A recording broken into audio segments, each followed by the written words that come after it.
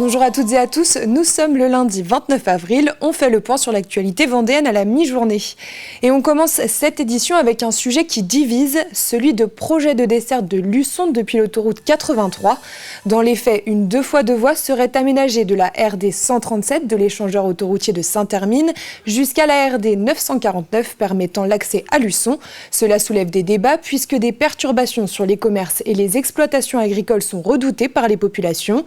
Une enquête publique a été lancée le 14 avril pour les habitants de Saint-Hermine, Saint-Jean-de-Beugnier, Sainte-Gemme-la-Plaine et Saint-Aubin-la-Plaine. Ils ont jusqu'au 15 mai pour y répondre, mais avant cela, Cyril Guillet est allé les rencontrer. Le lancement d'une enquête publique le 15 avril dernier a remis sur le devant de la scène le projet de desserte de Luçon par l'autoroute 83. Déjà dans les cartons depuis plusieurs années, cette 2x2 voies contournerait les communes de Saint-Jean-de-Beugnier et de Sainte-Gemme-la-Plaine. Une déviation vue comme nécessaire par la municipalité de Sainte-Gemme. Actuellement, nous sommes autour de 13 000 véhicules en moyenne annuelle, moyenne jour annuel, mais l'été, on monte à 24 000. Et donc, embouteillage, encombrement, c'est ça notre problème. On avait établi un plan communal de sauvegarde en 2019 et le risque principal pour nous, c'était le transport de matières dangereuses qui passait par le centre du bourg. Mais depuis quelque temps, des banderoles qui s'opposent à la création de cette 2x2 voies fleurissent sur le bord de la D137. Une cinquantaine de personnes, des particuliers, des commerçants ainsi que des agriculteurs s'opposent à ce contournement. Un collectif baptisé Les Voix de la 137 a même vu le jour. Et parmi leurs interrogations, il y a celle des commerces qui pourraient pâtir d'une baisse de fréquentation. Avec un impact sur nos clientèles, nos chiffres d'affaires, nos emplois. L'agriculture, avec une surface extrêmement importante qui va être impactée.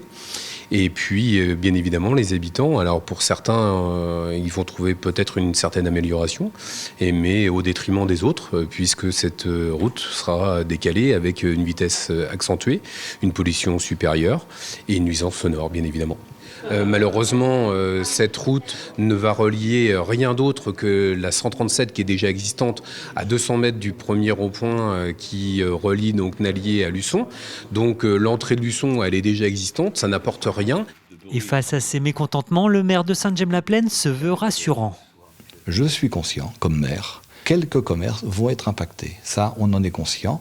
Quelques entreprises aussi qui jouent sur du passage dans la durée. Tout le monde doit y gagner, y compris les agriculteurs, y compris les commerçants et tout le monde. Mais c'est vrai que c'est une vision à long terme.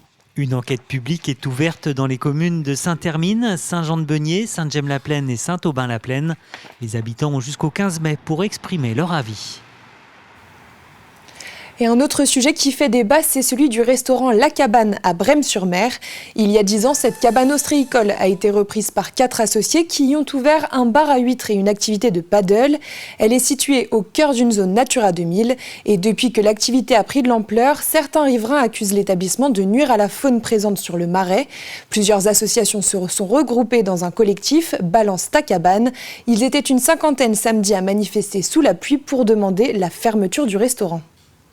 Tout ce qu'on revendique, c'est la fermeture administrative de ce restaurant, de manière à laisser cette zone à la nature et à l'entretien par un homme qui va gérer un marais de manière traditionnelle. Cette zone est là pour protéger la migration, la nidification des avocettes, des échasses et des centaines de variétés d'oiseaux qui sont protégés. Et forcément, le fait d'accueillir des milliers de personnes par an sur un marais, sur un site protégé Natura 2000, ça a des conséquences catastrophiques sur cette population. Dans le temps, c'est un ostréiculteur qui avait toute sa place. Maintenant, il se retrouve à être un restaurant qui est dans le milieu des marais, qui ne sert à rien. Sur la page Facebook de la cabane, Romain Comarieux, propriétaire de l'établissement, a répondu à cette manifestation. Il a déclaré qu'aucune perturbation sur la faune et la flore ne peut leur être imputée et qu'il respecte ce milieu avec passion. Il ajoute que la cabane condamne fermement ces attaques et comportements diffamatoires et se réserve le droit d'engager des poursuites. On rappelle que des plaintes déposées par des riverains et la préfecture contre la cabane avaient été classées sans suite en 2020 par le parquet des Sables d'Olonne. Prenons la direction de l'hippodrome de la Roche-sur-Yon pour terminer et revenons sur l'événement Fête des courses. Il a pour objectif de faire découvrir l'univers de la course hippique aux familles. 5000 invitations ont été envoyées aux Vendéens. Diane Delangle nous emmène dans les coulisses de ces courses.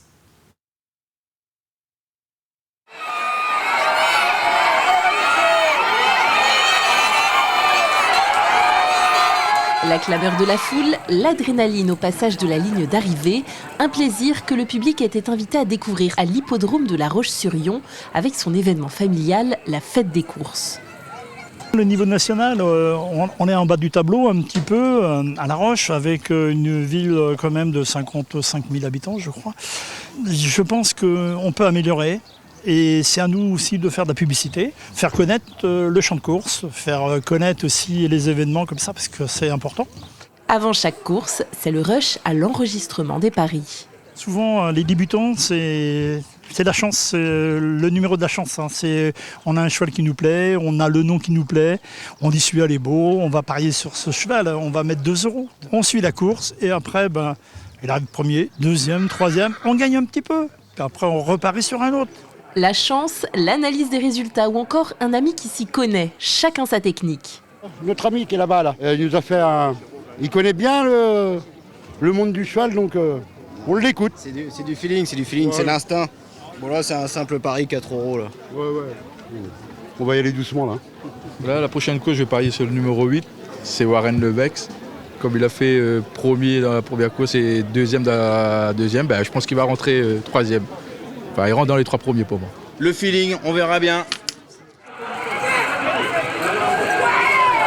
Mais même après l'arrivée, tout peut changer. Les arbitres visionnent systématiquement les vidéos. Et voir les comportements des jockeys, s'il n'y a pas eu de gêne, de coups de cravache un peu trop importants et des mouvements de bras, enfin des choses comme ça. Donc on vérifie ça. Les caméras sont interdites, mais quelques minutes plus tard... On a regardé surtout l'arrivée où là on a trouvé un jockey qui levait le bras au-dessus du coude, ce qui est interdit par le code des courses. Donc c'est pour cela qu'on a convoqué le jockey et on va donner un avertissement, une sanction en fonction du statut du jockey. C'est encore en train d'être délibéré pour le moment et ça peut aller d'une amende à une mise à pied. 5 journées comme celle-ci sont organisées aux Terres Noires. La prochaine se déroulera le 12 mai. Les prochaines journées de fête de la course auront donc lieu le 12 mai, mais aussi les 16 et 30 juin et le 29 septembre. Voilà pour l'actualité de ce lundi midi. On se retrouve tout à l'heure à 18 h pour le journal. Passez une excellente journée.